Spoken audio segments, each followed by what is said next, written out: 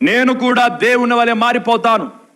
నేను అనేక విషపు విత్తనం, ఆ చేదు విత్తనం కనుక పాపం ఎక్కడ పుట్టింది? పాపం యొక్క విత్తనం ఏంటంటే నేను స్వయం.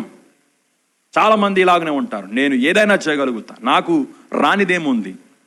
అలాగనే చాలా మంది అతిశయిస్తుంటారు, గర్వపడుతుంటారు, చాలా మందితో కంపేర్ చేసుకుంటూ ఉంటారు. నేను నేను నేను పాపం ఎక్కడ ప్రారంభమైంది అంటే పాపం యొక్క విత్తనం ఇదే, స్వయం భావం. నేను వెంటనే అవ్వమ్మ మనసులో కలిగినది ఏంటంటే దేవుని వలె మారిపోతారు, దేవతల వలె మారిపోతారని ఎప్పుడైతే సైతాను చెప్పిందో అప్పుడు వెంటనే అవ్వమ్మలో ఆ యొక్క స్వయం భావం అనేది పుట్టింది. ఎప్పుడైతే కలిగిందో ఆ పండు తినింది. కానీ ఎప్పుడైతే ఏ విశ్వాసి అయినా ఏ మనిషి అయినా కానీ స్వయం భావము అనేది పుట్టింది అనుకోండి, నేను చేయగలుగుతాను, నాకు రానిదేంటి, నేనేమైనా చేయగలుగుతాను అనేది ఎప్పుడైతే వస్తుందో వారు దేవునికి దూరం అయిపోతారు. ఎందుకంటే నేను అనే పదము